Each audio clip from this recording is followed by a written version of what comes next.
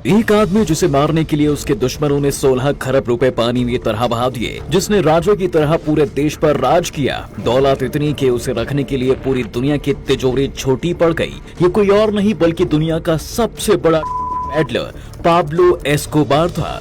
इसने हजारों बेगुनाहों की जान ले ली सिर्फ इसलिए क्योंकि उन्होंने ना उसका साथ दिया और ना ही उसके सामने झुके। पाब्लो दुनिया का सबसे बड़ा अपराधी था जिसे खत्म किया जाना बहुत जरूरी था। हाँ, कुछ लोगों के लिए पाब्लो भगवान की तरह था जो उसकी पूजा करते थे। 1 दिसंबर साल 1949 से होती है जब कोलंबिया के मैडलिन शहर में एक किसान परिवार के घर के एक लड़के का जन्म होता है जिसका नाम माँ बाप बड़े प्यार से पाब्लो एमिलियो एस्कोबार ग्राविरिया रखते हैं। आगे चलकर यही लड़का अपराध की दुनिया में पाब्लो एस्कोबार के नाम से फेमस हो जाता है। पर बचपन से पाब्लो ऐसा नहीं था बल्कि वो पढ़ना चाहता था। यहाँ तक कि पाब्लो कोलंबिया का राष्ट्रपति भी बनना चाहता था। उसने वकालत की पढ़ाई की लेकिन पैसों की कमी की वजह से बीच में ही कॉलेज छोड़ना पड़ा। बस यहीं से पैसों की कमी उसे अपराध की दुनिया में कदम रखने पर मजबूर करती है और वो धीरे धीरे कई तरह के छोटे मोटे अपराध करने लगता है, जैसे कब्रिस्तान से कब्र खोदकर उसके पत्थरों को बेचा, सप्लाई करना। इसके अलावा उसने फर्जी लॉटरी टिकट भी बेचे और कारों की चोरी भी की। 20 साल की उम्र तक आते आते उसने मेडलिन के एक अमीर आदमी को किडनैप कर लिया। इसके बाद पाब्लो ने उसके परिवार से $1 लाख यानी करीब 4 करोड़ रुपए की फिरौती ली। ये 1970 का वक्त था जब कोलंबिया में का धंधा बहुत अच्छे से फल फूल रहा था। तब पैसे कमाने की सनक में पाब्लो ने भी के धंधे में एंट्री ले ली और कुछ ही सालों में अपनी एक बड़ी गैंग बना ली। कहते हैं 1976 में एक बार पुलिस ने पाब्लो को 39 किलोग्राम के साथ गिरफ्तार किया था। तब उसने कोर्ट के जज को ही रिश्वत देकर अपनी रिहाई खरीद ली थी, जिसके बाद उसने अपना एक सिद्धांत बना लिया, चांदी या सीसा, जिसका मतलब था या तो रिश्वत ले लो या फिर मरने के लिए तैयार हो जाओ। कहते हैं इस तरह पाब्लो ने कोलंबिया में अपने एक खुद की सरकार बना ली थी जिसमें जज से लेकर पुलिस वाले और पॉलिटिशियन तक शामिल थे, जिसके बाद वो का सबसे बड़ा सप्लायर बनता चला गया।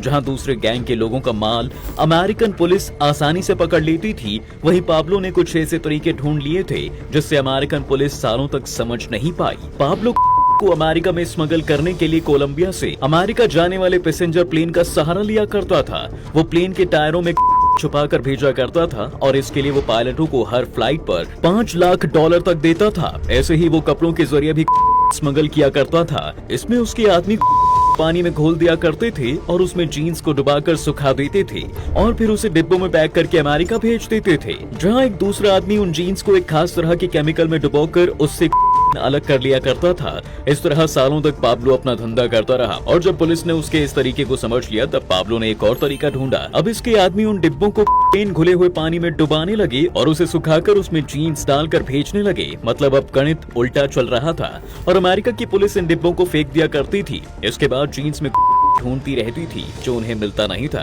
कहते हैं एक दौर ऐसा भी आया था जब पाब्लो दुनिया भर में सप्लाई होने वाले 80% का मालिक हुआ करता था। उसके भाई रॉबर्टो एस्कोबार ने अपनी किताब द अकाउंट स्टोरी में यह दावा किया था कि उसका भाई कभी कभी एक दिन में 15 टन की स्मगलिंग किया करता था, जिससे उसने एक दिन में $60 मिलियन यानी लगभग 400 करोड़ रुपए कमाए थे, जिसकी गड्डी बनाने के लिए पाब्लो हर हफ्ते $1,65,000 की सिर्फ रबड़ मंगवाया करता था। उसके पास इतना कैश था कि जिसे उसने रखने के लिए विदेशों में भेजा, तहखानों में रखा। लेकिन इतना सब कुछ करने के बाद भी पाब्लो एस्कोबार अपनी कमाई का सिर्फ कुछ हिस्सा ही छुपा पाया, जिसके बाद उसने इस प्रॉब्लम से पीछा छुड़ाने के लिए मेडलिन के अलग अलग इलाकों में घर खरीदे और उनकी दीवारों को तोड़कर उनमें पैसा छुपा दिया। कई बार तो जमीन में गड्ढे खोदकर उनमें नोट छुपाए गए।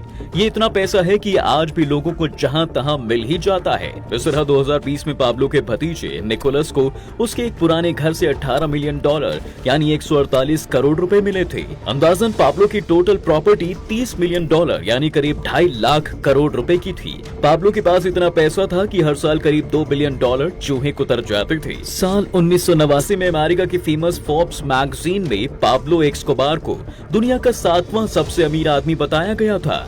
एस्कोबार के बारे में एक किस्सा बहुत मशहूर है कि जब एक बार उसकी बेटी को ठंड लग रही थी तब एस्कोबार ने उसे ठंड से बचाने के लिए $2 मिलियन में आग लगा दी थी।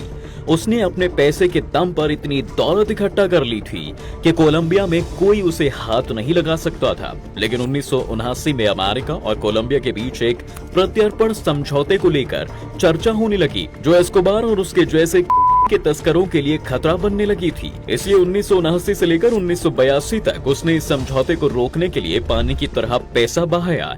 लेकिन उसकी लाख कोशिशों के बाद भी जब कामयाबी नहीं मिली, तब इससे बचने के लिए एस्कोबार ने पॉलिटिक्स में आने का फैसला कर लिया और 1982 में वो कोलंबियन लिबरल पार्टी की तरफ से चुनाव में खड़ा हो जाता है और चुनाव जीत भी जाता है, जिसके बाद उसे प्रत्यर्पण समझौते से छूट मिल गई। फिर उसने सोचा कि वो जल्द ही देश का राष्ट्रपति भी बन सकता है, लेकिन तब उसके सामने ओपोजिशन पार्टी किसी मुसीबत की तरह आकर खड़ी हो जाती है और उसके काले धंधे को लेकर उसके खिलाफ मुहिम छेड़ दी।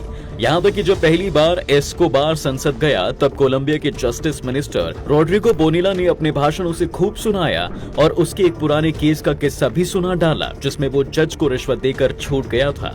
आगे चलकर रोड्रिगो ने उस केस को रीओपन भी करवाया। इसका नतीजा ये हुआ कि अब हर दिन उस केस के बारे में कुछ न कुछ छपने लगा। तब एस्कोबार ने अपने आदमियों से कहकर पूरे कोलंबिया में छपने वाले अखबार को ही रातों रात गायब करवा दिया, जिसके बाद उसने राजनीति को हमेशा के लिए अलविदा कह दिया था और फिर उसने कोलंबिया के कोरेला लड़ाकों के ग्रुप M19 से हाथ मिला लिया और उन्हें पैसा और हथियार भी दिए। इसके बाद सबसे पहले रोड्रिगो को अपने रास्ते से हटवाया। कोलंबिया की सरकार के सामने शर्त रखी कि वो अमेरिका के साथ हुए समझौते को तुरंत खत्म कर दे, लेकिन सरकार नहीं मानी और कोलंबियन आर्मी के साथ लड़ाई में 100 निर्दोष लोग और सुप्रीम कोर्ट के 6 जजों की जान भी चली जाती है। एस्कोबार को इससे कोई फर्क नहीं पड़ा और उसे जो भी अपने रास्ते में कांटा लगता था, वो उसे इसी तरह से अपने रास्ते से हटाने लगा।